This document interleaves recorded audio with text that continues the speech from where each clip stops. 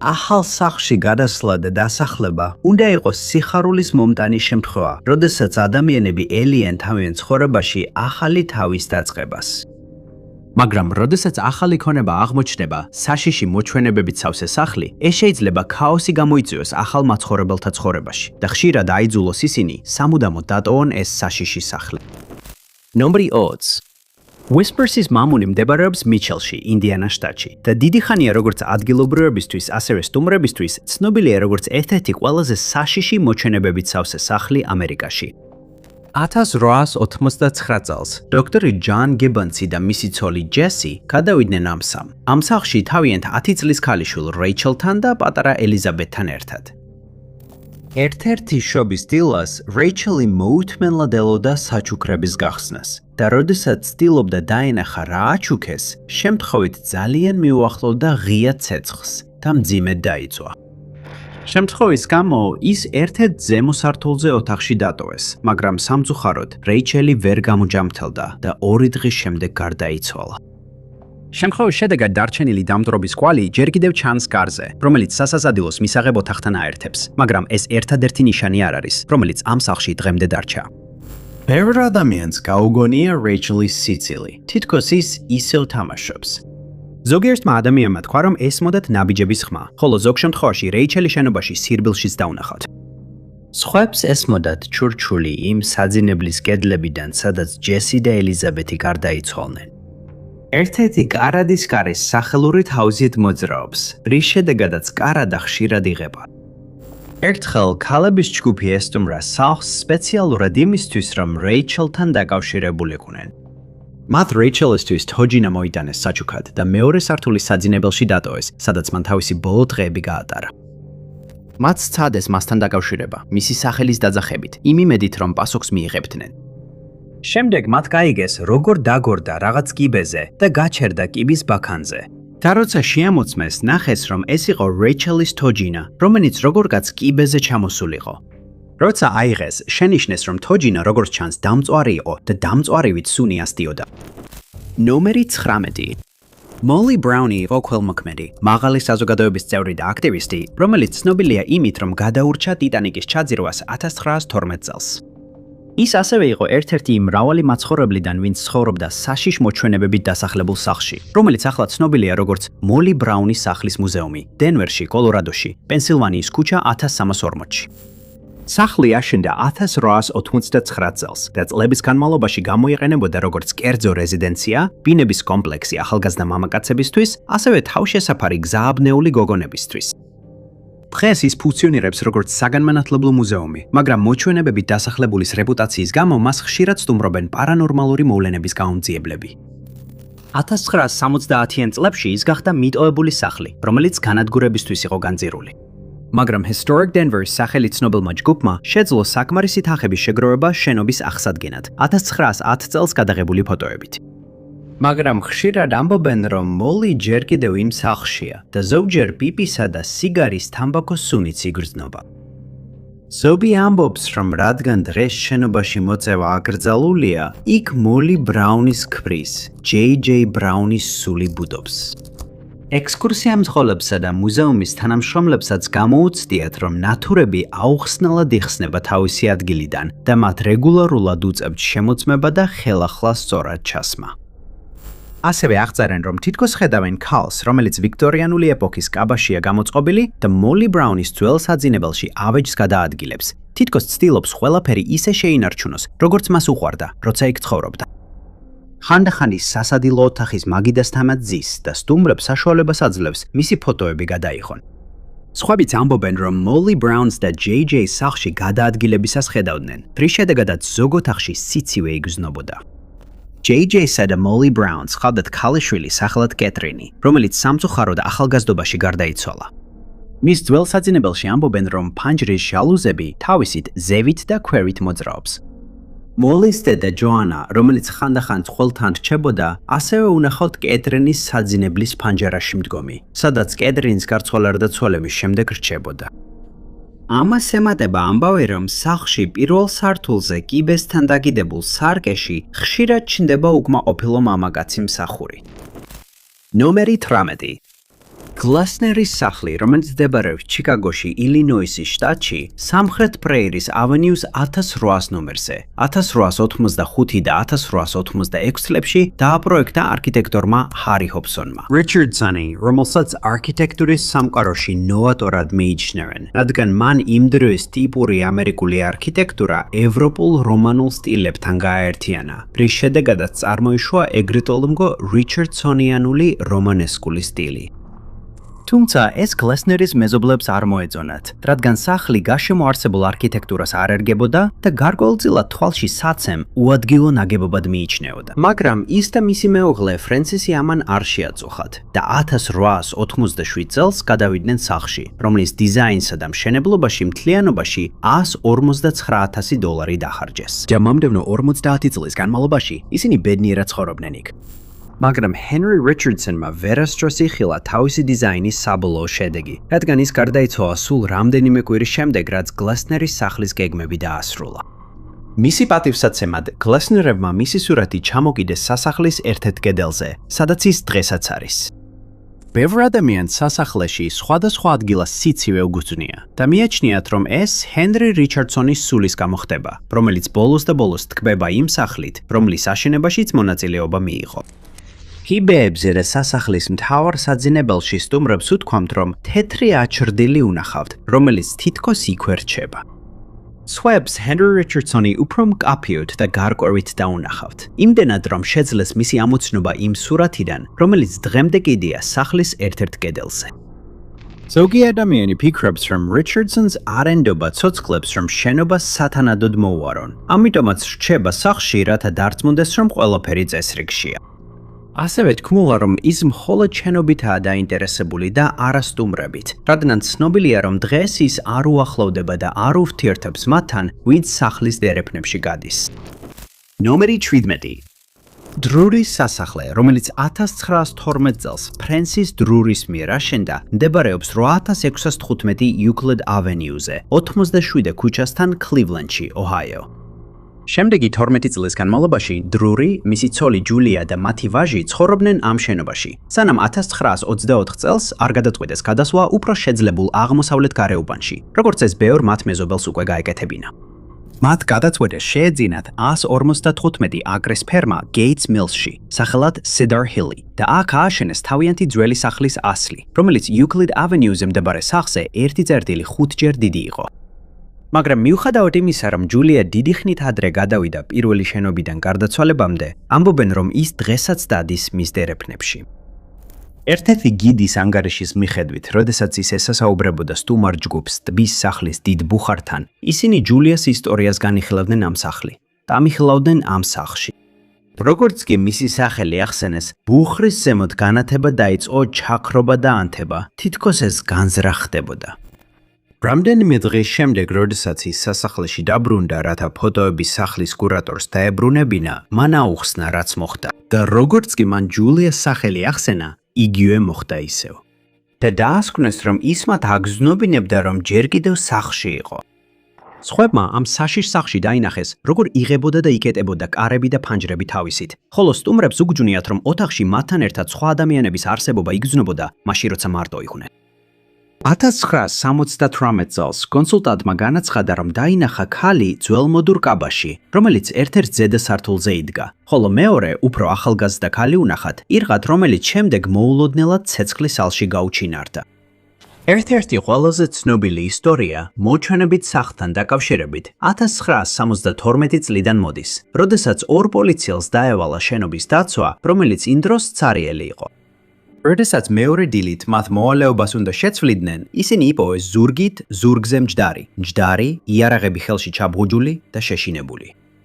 ასევე მრავალი შემთხვევა დაფიქსირებული, როდესაც შენობაში ნაბიჯების ხმა ესმოდათ და ხალხი ამბობდა, რომ გრძნობდნენ თითქოს ვიღაცა უცნობი მათ აკვირდებოდა. ზოგიერთმა სტუმარმა დაინახა, როგორ იღებოდა და იკეტებოდა ფარდები აუხსნელად, რაც კიდევ უფრო ამძაფრებს დრურის სასახლის საიდუმლოს. ნომერი 16. ეთელჰემპტონის სახლი დორჩესტერში, ინგლისის დორსეტის საგრაფოში, არა მხოლოდ ერთ-ერთ საუკეთესოდ შემონახულ შუა საუკუნეების სახლად ითვლება, არამედ ერთ-ერთ ყველაზე მოჩვენებებით დასახლებულ სახლად მთელ ინგლისში.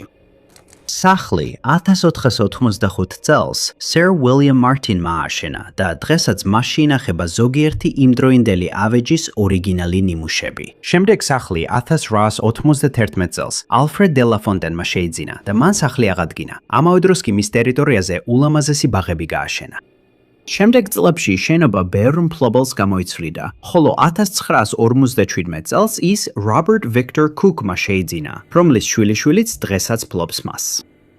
სახლში მოჩვენებების შესახებ პირველი ცნობები ჯერ კიდევ 1850-იანი წლებიდან მოდის, როდესაც პირველად შენიშნეს ქალის მოჩვენება, რომელსაც ნაცრისფერი ქალბატონი უწოდეს.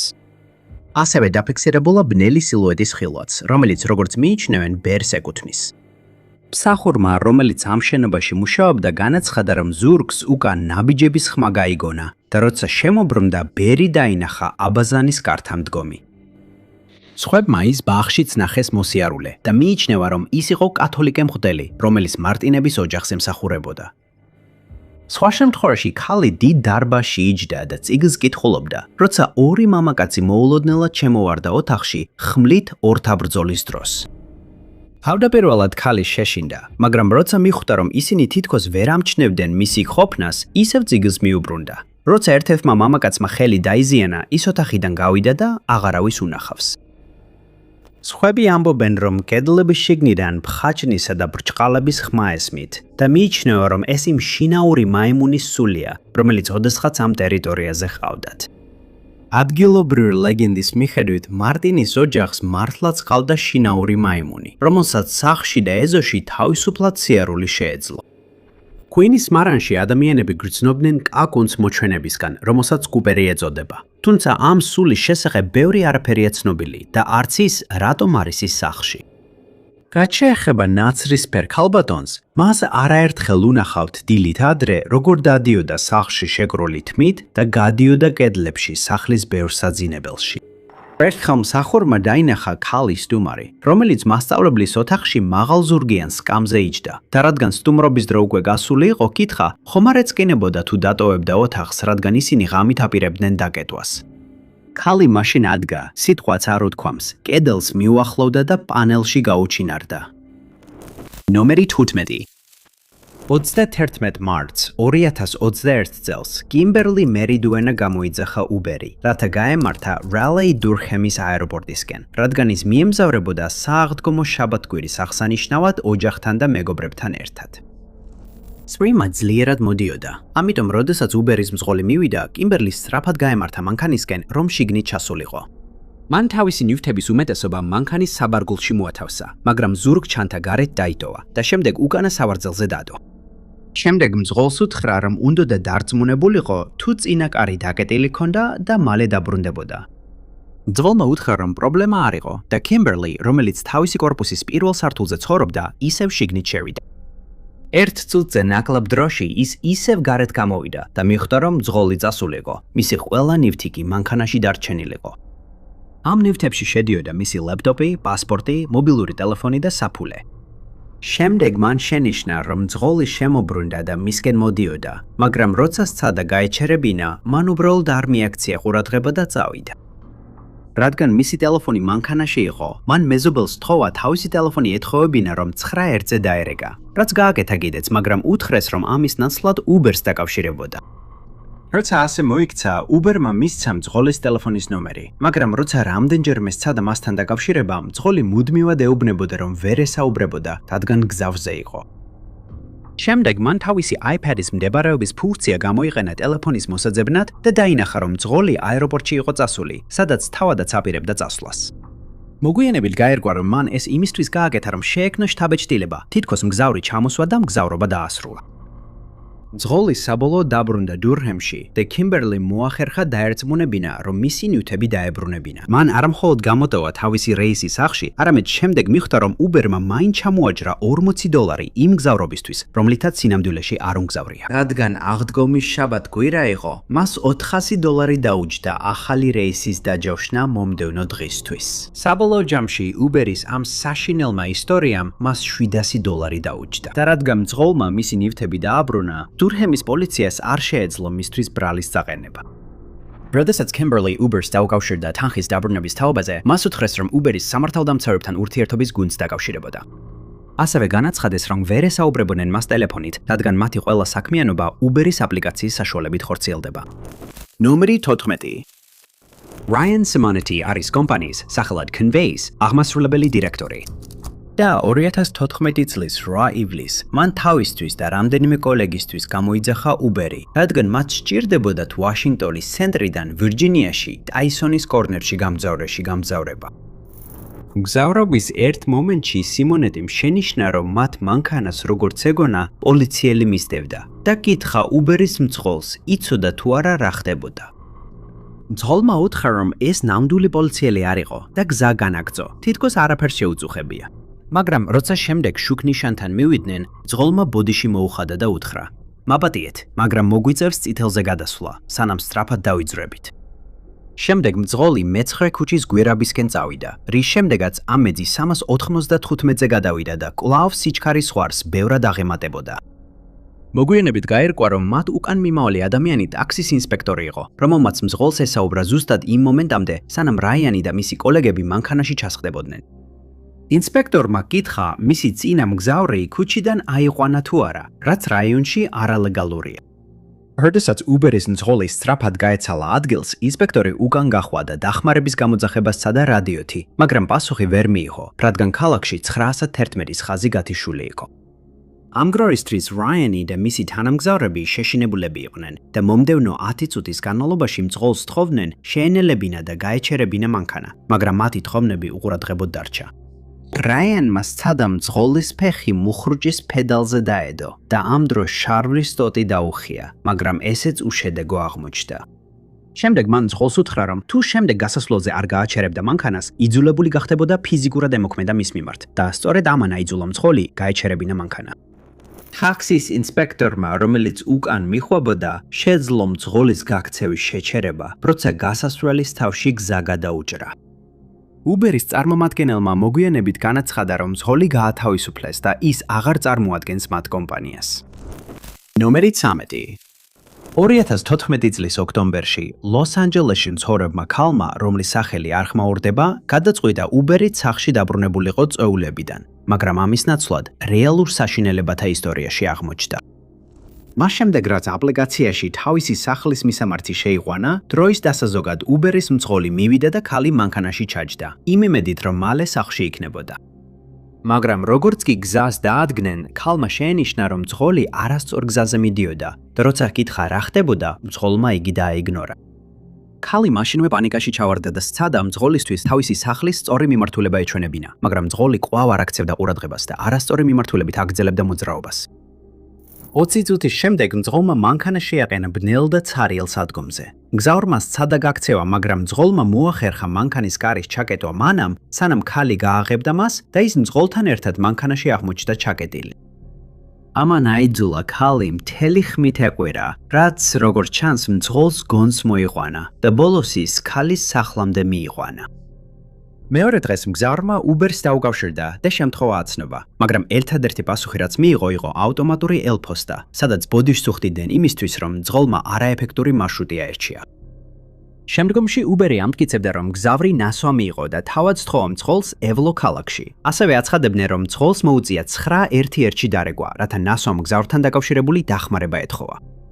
თუმცა მგზავრს მგზავრობის საფასური დაუბრუნეს და რუნეს და განაცხადეს, რომ მძღოლს დაუკავშირდნენ დამატებითი ინფორმაციის მისაღებად, რადგან მიიჩნიეს, რომ მგზავრობის შესახებ ანგარიშები არაზუსტი იყო. ქალმა მოგვიანებით ლოს-ანჯელესის პოლიციას მიმართა და ადვოკატი დაიქირავა, თუმცა ამ საქმესთან დაკავშირებით მეტი დეტალი არ გავრცელებულა. ნომერი 12. Uber-ის მძღოლებს ხშირად საყვედურს უცხადებენ თავიანთი კლიენტების მიმართ უხეშობის ან შეურაცხყოფის გამო. მაგრამ 51 წლის Gerald Montgomery-მ ერთი ნაბიჯით კიდევ უფრო შორს წავიდა, როცა 2015 წლის მარტში მგზავრი ჩამოსვა. 27 მარტს ერთმა ქალმა დენვერის პოლიციის დეპარტამენტს მიმართა მას შემდეგ და შენიშნა, რომ კაცი მის უკანა კართან იდგა და ბადის კარს ღია სიჭერდა. როცა კითხა რას აკეთებდა იქ, მან უპასუხა, რომ მისი რუმეიტების მეგობარი იყო და მასთან მისასვლელად მოვიდა. მან უთხრა, რომ roommates არ უთქვამს ვინმე ელოდებოდა და სახლში შებრუნდა, რათა მეგობარს დაკავშირებოდა. მას შემდეგ, რაც კართამდგომი მამაკაცის აღწერა მისცა, რუმეიტმა უთხრა, რომ ეს ძალიან გავდა იმ უბერის მძღოლს, რომელიც იმავე დილით გაიცნო. შემდეგ მან ქვითრის სკრინშოტი გადაიღო, სადაც მონტგომერის სახე ჩანდა და მეგობარს გაუგზავნა, რომელმაც დაადასტურა, რომ ნამდვილად იგივე კაცი იყო. ის კართან დაბრუნდა, რომ დაპირისპირებოდა, მაგრამ როცა მივიდა, ის უკვე გამქრალი იყო. აღმოჩნდა, რომ მონტგომერიმ თავისი მგზავრი დანიშნულებისამებრ დენვერის აეროპორტში მიიყვანა. შემდეგ კი მის საცხოვრებელ მისამართზე დაბრუნდა, საიდანაც მან ადრე აიყვანა, რათა ქურდობა ჩაედინა. მაგრამ მისთვის უცნობად მგზავრის თანამობინადრე სახლში იყო და როცა მიხვდა, რას აკეთებდა სინამდვილეში, პოლიციას დაუკავშირდა. როცა ისინი მივიდნენ, ქალმა პოლიციას უთხრა, რომ როდესაც კართან დაბრუნდა და ნახა, რომ მონტგომერი გაქცეული იყო, იპოვა ტენშენერი, რომელიც საკეტების გასახსნელად გამოიყენება და მიწაზე ეგდო. როცა კითხეს, დარწმუნებული იყო თუ არა, რომ სწორედ უბერის მძღოლი ცდილობდა სახლში შეჭრას, მან პოლიციას უთხრა, რომ მას ეცვა იგივე ქუდი, რაც უბერის ფოტოზე ეცვა.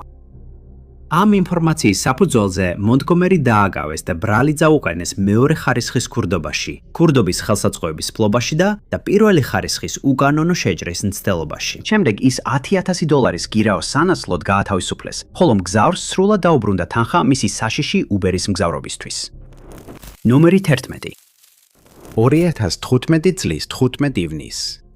თეოდორა ფურსტენბერგი, ანჯელა ონილი და ქეთი ვალერი საკრამენტოში წიგნის კლუბის შეხვედრა ახლახან დაასრულეს. შემდეგ მათ უბერის მანქანა გამოიძახეს სახლში დასაბრუნებლად. ვერ წარმოიდგენდნენ, რომ ეს მალე უბერის საშინელებათა ისტორიად გადაიქცეოდა. მძღოლი 36 წლის მარკ ვილენოვი ქალების ასაყვანად დაახლოებით 21:45 საათზე მივიდა. და როდესაც მათ სადეს მასთან მცირე საუბარი, შენიშნეს, რომ ის თავშეკავებული იყო და მათ კითხვებზე მხოლოდ მოკლე პასუხებს აძლევდა. მალე მას შემდეგ, რაც ისინი დედაქალაქის ავტომაგისტრალზე ავიდნენ. ვილენოვმა დაიწყო არასტაბილურად მართვა. გადავიდა არასწორ ზოლში, მიუხედავად იმისა, რომ მისი ნავიგაციის აპლიკაცია აფრთხილებდა. თავდაპირველად ქალებმა იფიქრეს, რომ მან უბრალოდ წამით დაკარგა კონცენტრაცია. და როდესაც ანჯელამ უთხრა, რომ მარცხნი უნდა დარჩენილიყო, მან მანქანა ცენტრალური გამყოფისკენ მიმართა და მოულოდნელად კითხა, რომელი მიმართულებით უნდა წასულიყო. ქალებმა დაუკვირდეს, მარცხნივ წასულიყო და შეჯახებამდე ბოლო წამს მან საჭე მოატრიალა და მანქანა გაასწორა. თეოდორა ამბობს, რომ იმ მომენტში გაიფიქრა, ხომ არ ეგონა მძღოლს, რომ ხუმრობდა, მაგრამ მან მაშინვე დააჩქარა და 80 მილი საათში გადააჯარბა. მის ტელეფონზე ნავიგაციის აპლიკაციამ დაიწყო სიჩქარის გადაჭარბების შესახებ გაფრთხილებების ჩვენება და ეს თითქოს უბიძგა მას, რომ ისევ ნორმალურად ევლო. მაგრამ მათ შეამჩნიეს, რომ მას სახეზე დაძაბული მზერა ჰქონდა და კიდევ უფრო დადუმდა. როდესაც ისინი ავტობანის უფრო გადატვირთულ მონაკვეთზე მივიდნენ, მან დაიწყო სხვა მანქანებს ზედმეტად ახლოდან მიყოლა და რამდენჯერმე მკვეთრად დაამოხრუჭა, რის გამოც ქალები აქეთ-იქით მიიყარეს. სანამ American River-ზე გადებულ ხიდთან მივიდოდნენ, ქალებმა ფილინოვს თხოვეს გაეჩერებინა მანქანა, რომ მანქანიდან გადმოსულიყვნენ. მაგრამ სიტყვაც არ დაუძრავს, გაზის პედალს დააწვა და ისევ სიჩქარეს მოუმატა.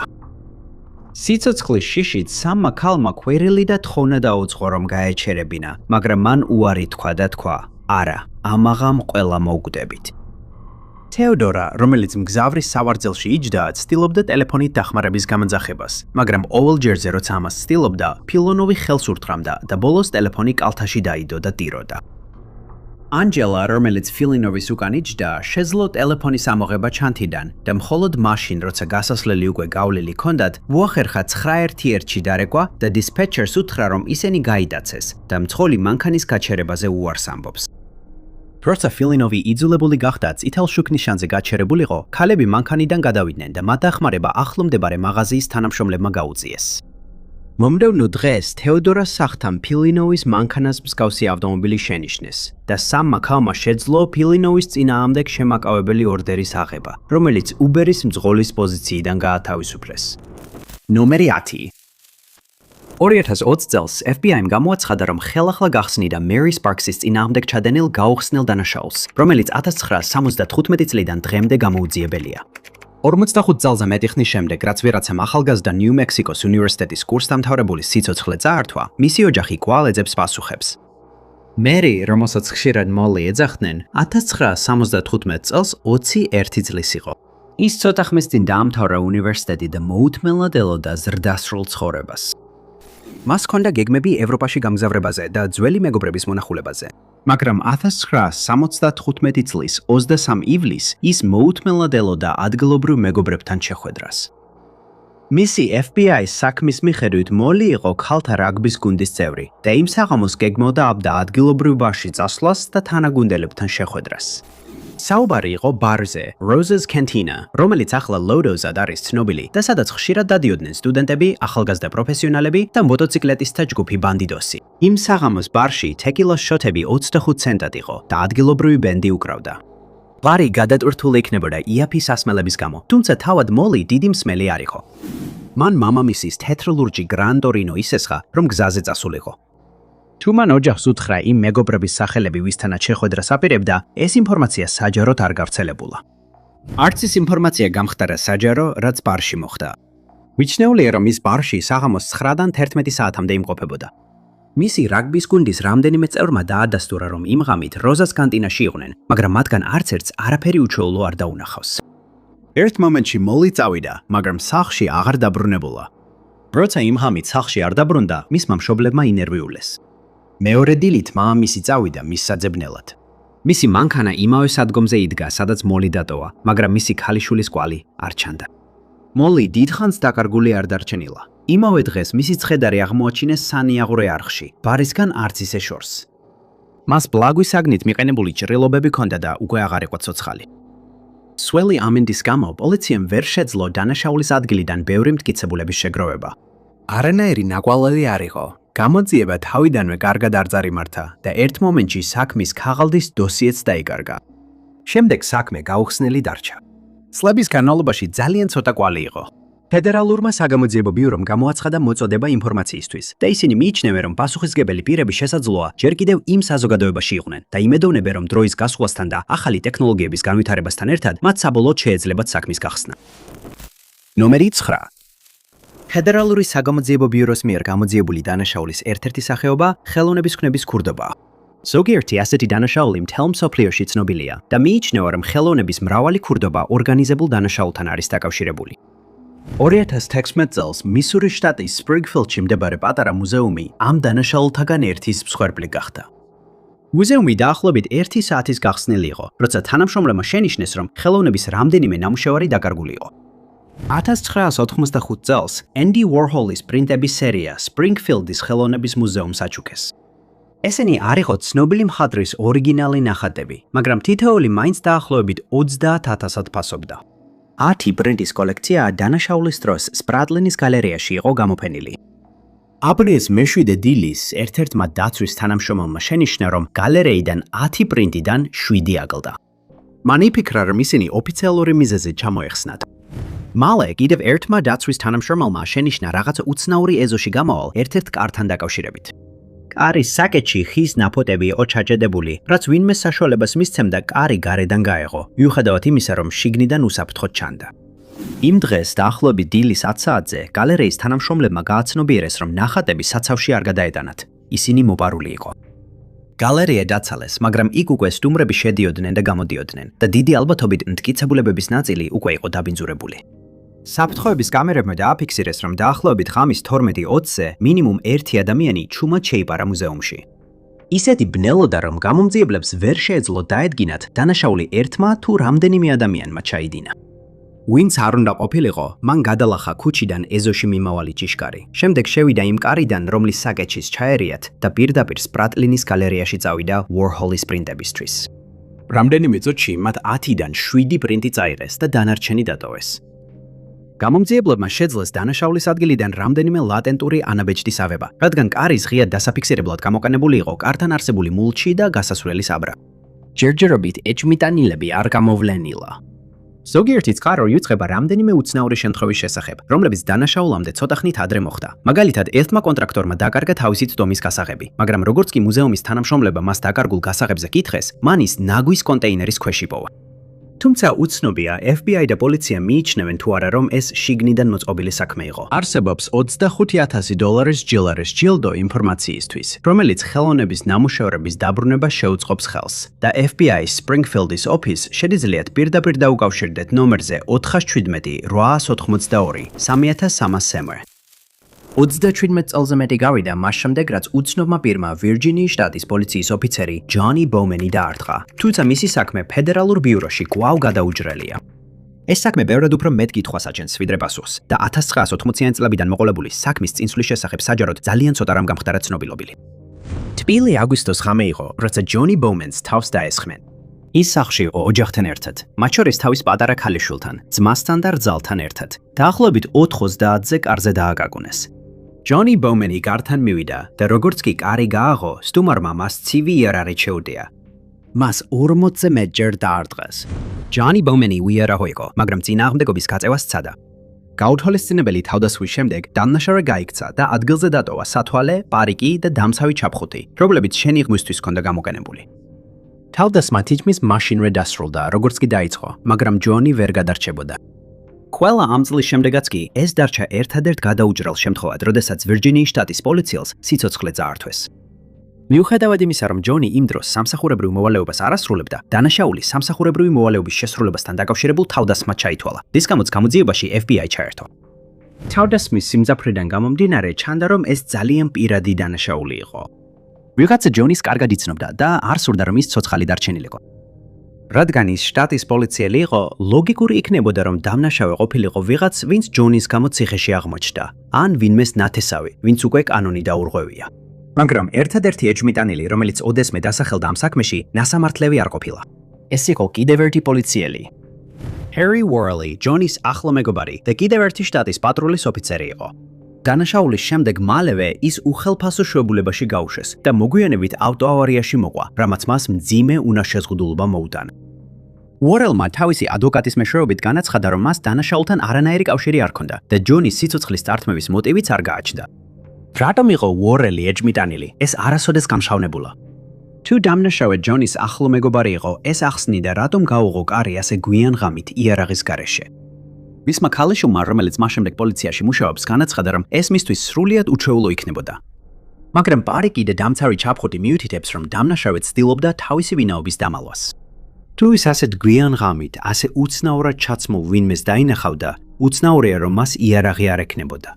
უორელი არასდროს დაუდანაშაულებიათ არც ერთ დანაშაულში და დღესაც ეს საქმე გაუხსნელად რჩება. FBI-ს აქვს ჯილდო $50,000-მდე იმ ინფორმაციისთვის, რომელიც დანაშაულის გახსნას შეუწყობს ხელს. ინფორმაციის გადაცემა შესაძლებელია FBI-სთვის ნომერზე 1-800-253-2-4 და ვირჯინიის შტატის პოლიციისთვის ნომერზე 703-03-276. ნომერი 7. 1986 წლის ოქტომბრის 14 რიცხვში რეი ელეინ დორდელოტმა უკანასკნელად დაემშვიდობა თავის პატარა ქალიშვილს. მას შემდეგ, რაც მეგობრების ჯგუფთან ერთად დერთა დაბადების დღის წვეულებაზე წავიდა, ის უკოლოდ გაუჩინარდა. 6 თვის შემდეგ რეის ცხედარი თახვის მჭერელებმა იპოვეს.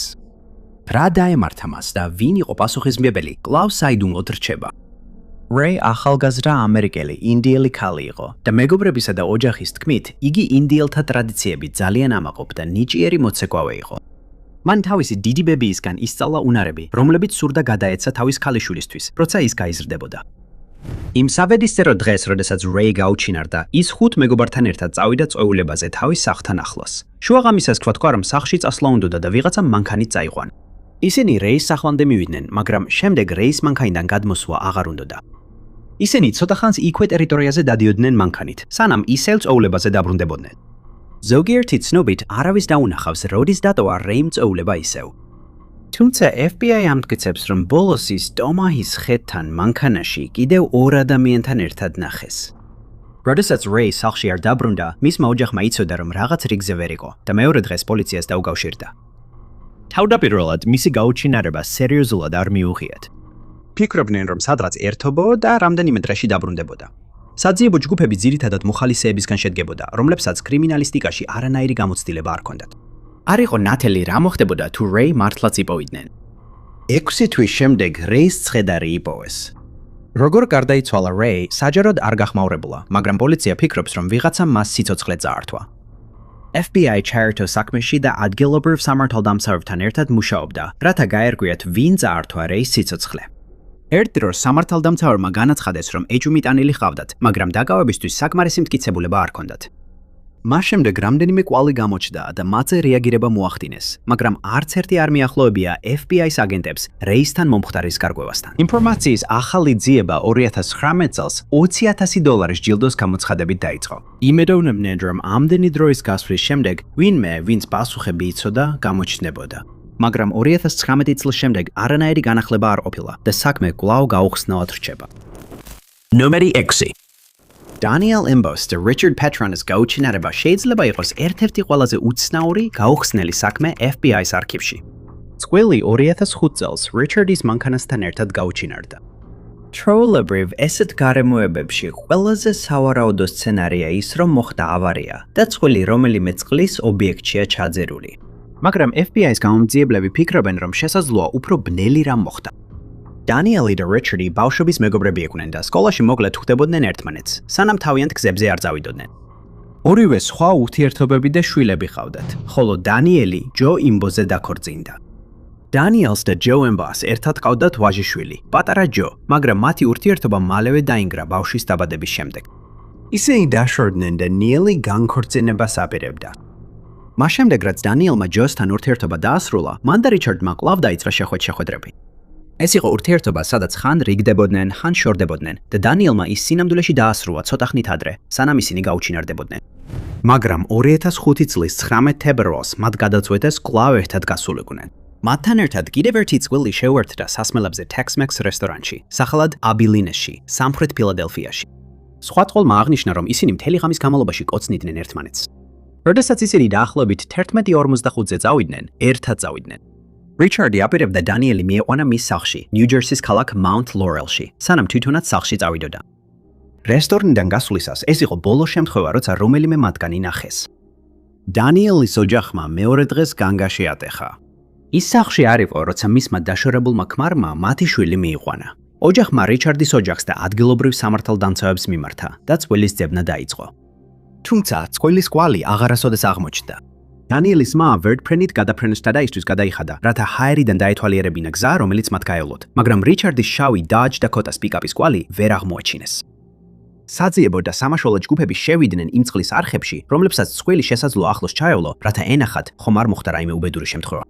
მათ ვერ იპოვეს არანაირი ნიშანი იმისა, რომ უბედური შემთხვევა მომხდარიყო. ზოგი სამართალდამცველი ვარაუდობდა, რომ გაუჩინარება ზედმეტად სუფთა ჩან და ფიქრობდნენ, რომ შესაძლოა სხვა ვინმე იყო ჩართული. იყო ვარაუდი, რომ მათი გაუჩინარება შეიძლება დაგეგმილი და პროფესიონალი კრიმინალების მიერ განხორციელებული ყოფილიყო. ყურადღება Daniel-ის ქმარზე გადაერთო, რომელმაც Richard-ს წარსულში მუქარი შემცველი შეტყობინებები გაუგზავნა. თუმცა მას გაუჩინარების ღამეს ალიბი ჰქონდა და პოლიციასთან თანამშრომლობდა. ყველაფერი დაწყებული Richard-ის სათამაშო ვალიდან და დამთავრებული ბანდასთან კავშირებით, რომელიც რეცეპტით გაცემულ მედიკამენტებს ავრცელებდა, შესაძლო მოტივად განიხილებოდა ამ დანაშაულისთვის.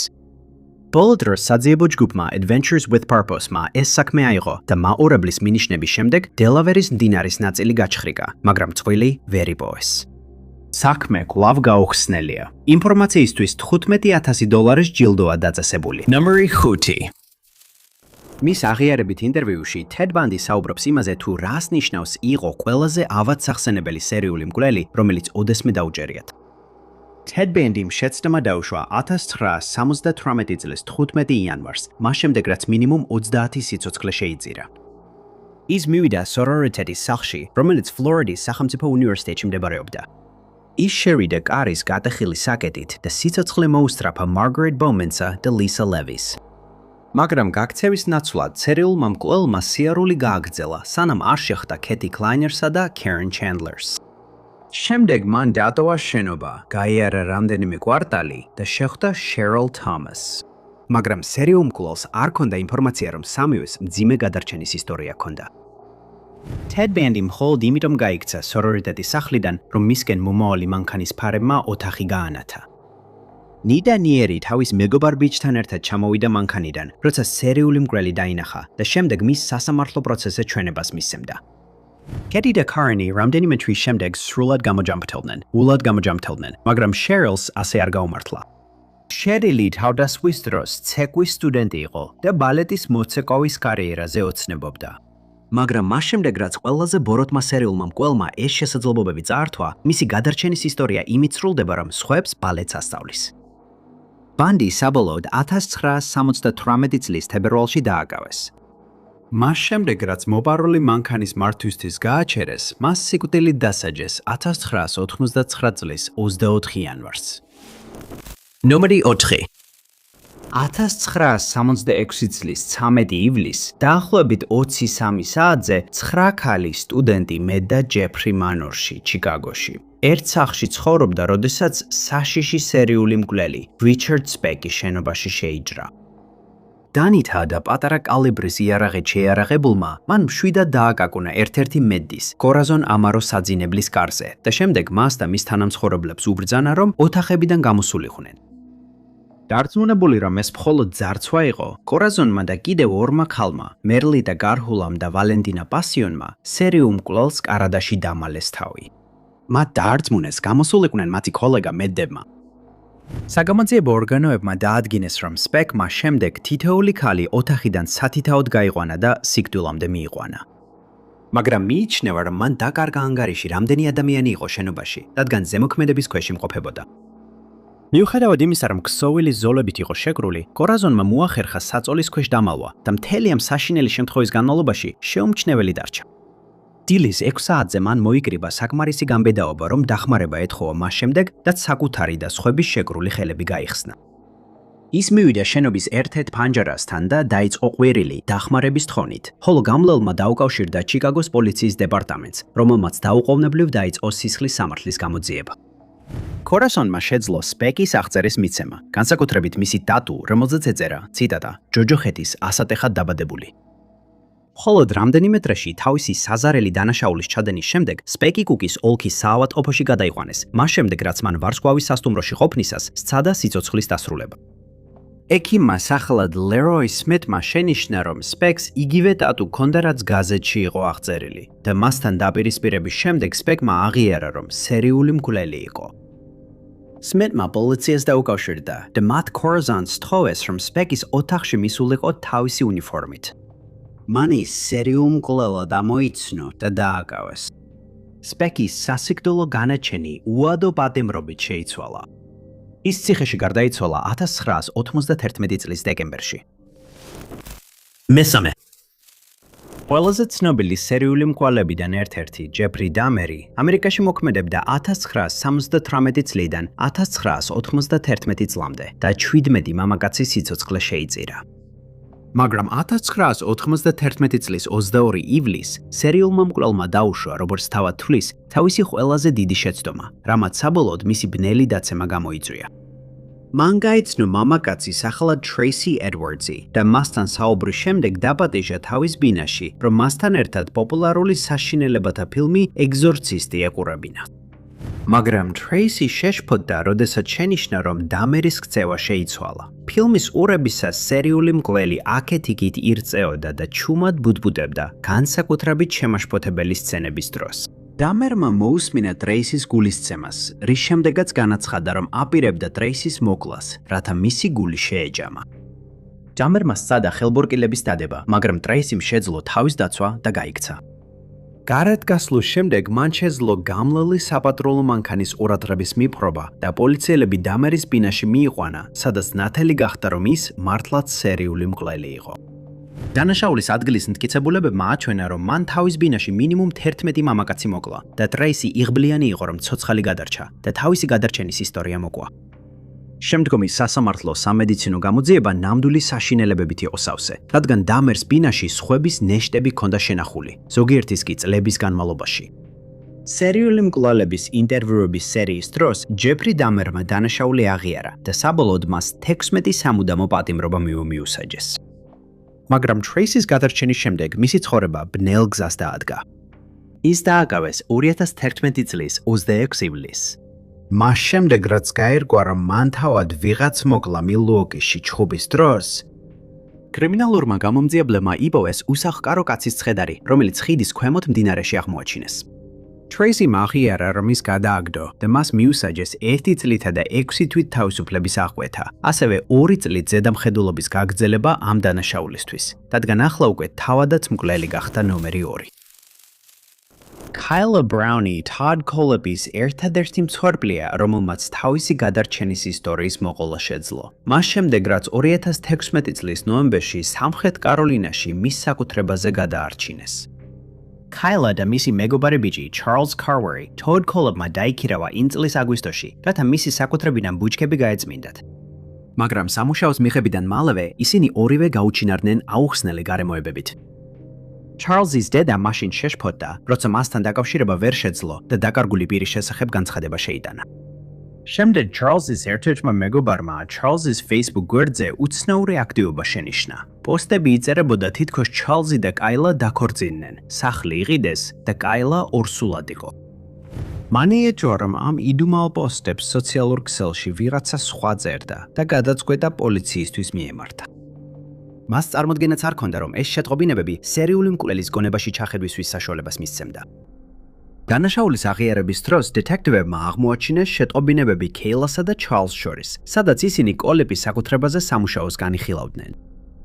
მათ მობილური ტელეფონების ჩანაწერებმა წაჩვენა, რომ ორივემ ბოლოს სწორედ იმ ტერიტორიაზე გამოიყენა ტელეფონი. პოლიციის გაუნძიებლები მივიდნენ იმ საკუთრებაზე, სადაც დანაშაულის ადგილი აღმოაჩინეს. სატვირთო კონტეინერის შიგნით მათ Kyla ბორკილებში იპოვეს. შეშინებულმა მან მაშინვე მოუღვა მათ თავის გადარჩენის ამბავი, თუ როგორ იყო აქ დაკარგული რამდენიმე თვის განმავლობაში. Kohlebმა Charles-ის სიცოცხლე დაასრულა. მისი მანქანა საკუთრებაზე აღმოაჩინეს. იმ ადგილთან, სადაც Charles-ი იყო დამარხული, პოლიციამ კიდევ ერთი ღია საფლავი იპოვა. ისინი ფიქრობდნენ, რომ Kohleb აპირებდა Kyla-ს მოკლას მომდევნო რამდენიმე დღეში, მიუხედავად იმისა, რომ Kyla-ს ეუბნებოდა, რომ აპრომ აპირებდა აეშენებინა ხმის იზოლირებული სახლი, სადაც ორივე ერთად იცხოვრებდნენ. მიჩნეულია, რომ Kohlebმა ეს შესაძლოა მას შემდეგ გააკეთა, რაც Charles-თან მცირე კამათი ჰქონდა.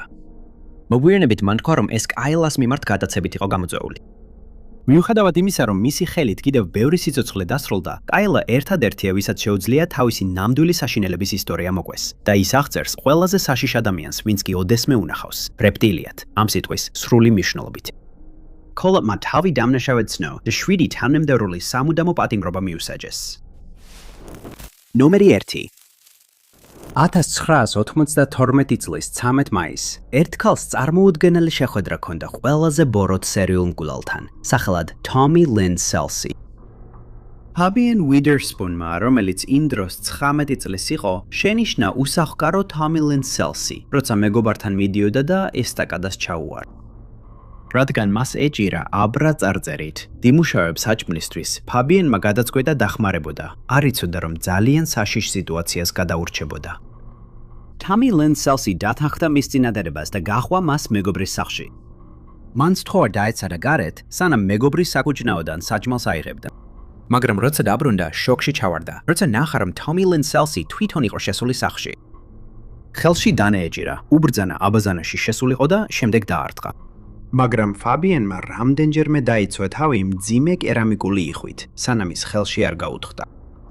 ის ახლა გაცეცხლებული იყო, მაგრამ დანა დაუვარდა და ეხლა Fabian-ს ეჭირა. მან რამდენჯერმე დაარტყა მთელი ძალით, მაგრამ ბოლო რაც ახსოვს იყო ის, რომ სერიულმა მკვლელმა პიანინოს სკამი აიღო, სანამ გონებას დაკარგავდა. პოლიცია მოგვიანებით მივიდა სახლში და მან სამედიცინო დახმარება მიიღო. ამასობაში გადაუდებელი დახმარების განყოფილებაში Tommy Lynn Selce გადაიყვანეს მისი დაკავების შემდეგ.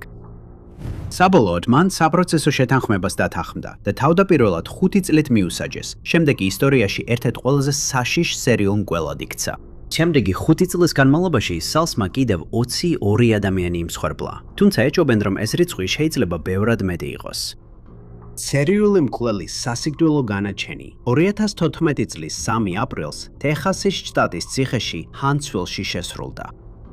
Fabian-მა მას შემდეგ თავისი გადარჩენის ისტორია არაერთხელ მოყვა, როგორც გამაფრთხილებელი მაგალითი და დღეს ის მუშაობს მედაპრაქტიკოსად დანვილში, ილინოისის შტატში. მამაცი გადარჩენილი შემდეგ 3 შვილის დედა გახდა. დიდი მადლობა რომ უყურეთ. თუ მოგეწონათ ეს ვიდეო, აუცილებლად დააწეკით მოწონების ღილაკს. ასევე არ დაგავიწყდეთ გამოიწეროთ არხი და დააჭიროთ შეტყობინების ზარს, რომ არ გამოტოვოთ ჩვენი მომავალი ვიდეოები. მე კი Top 5 Unknowns ვარ და შემდეგ ვიდეოში ისევ შეგხვდებით.